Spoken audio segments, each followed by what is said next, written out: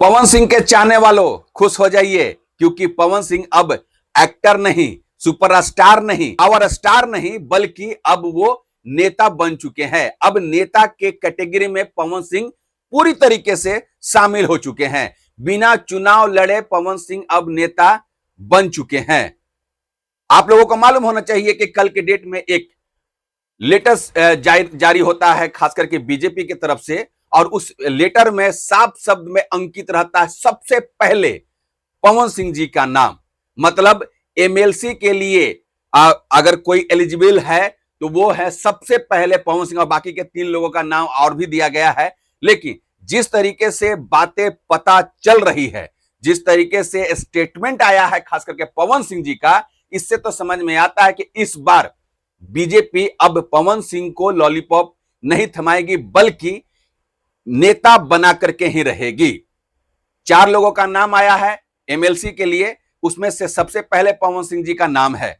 और यह नाम जैसे ही सोशल मीडिया पे आता है, आग की तरह फैल जाता है, क्योंकि भोजपुरी इंडस्ट्री से लेकर के तमाम इंडिया के तमाम चाहने वाले, जो पवन सिंह को चाहने वाले हैं, वो लोग सिर्फ एक ही दिमाग में बैठा के रखे हुए थे कि वो किसी भी तरीके से पवन सिंह नेता बन जाए, चाहे चुनाव जीत करके या फिर बीजेपी की तरफ से किसी भी बड़ा पद पे दे दिया जाए।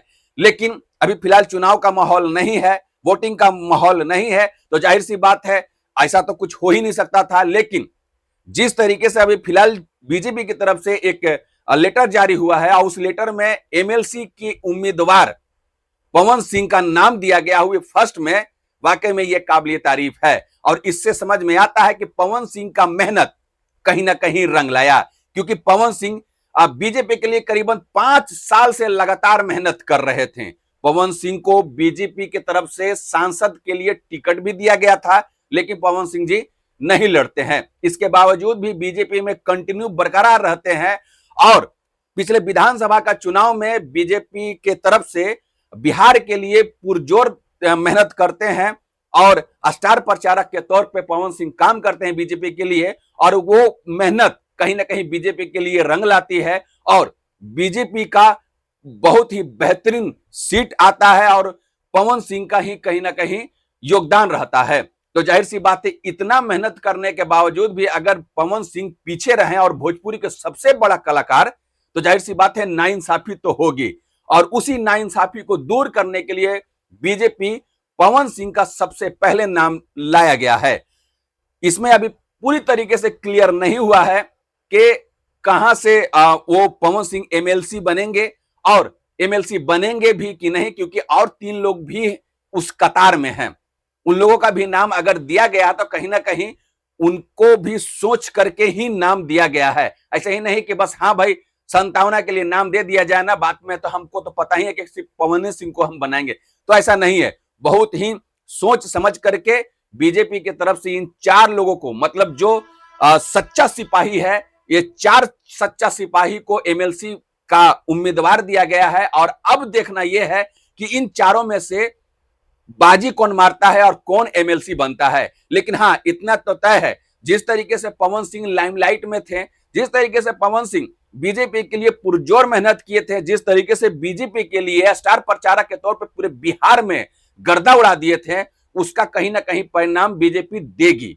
और अगर एमएलसी बन जाते हैं पवन सिंह, तो वाकई में नेता के कैटेगरी में शामिल हो जाते हैं। और आप लोग जब पवन सिंह को रील्स के माध्यम से, इंस्टा के माध्यम से, गाने के माध्यम से देखा करते थे, अब वो नेता के माध्यम से गली गली, चौराहे चौराहे और शहर शहर पवन सिंह को देखा करेंगे।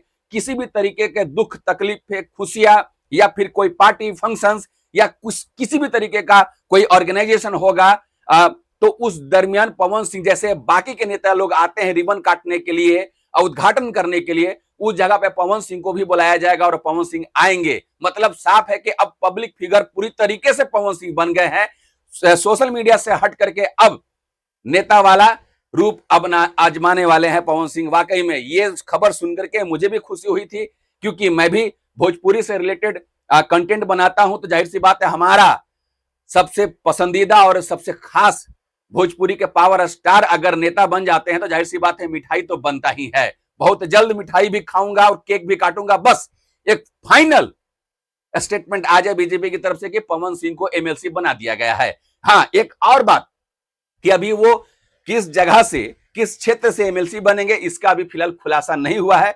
जैसे ही खुलासा होता है, आप लोगों को इस वीडियो के माध्यम से, नेक्स्ट वीडियो के माध्यम से आप लोगों को बताने का मैं प्रयास करूंगा। खैर, मिलते हैं नेक्स्ट वीडियो में। जय हिंद।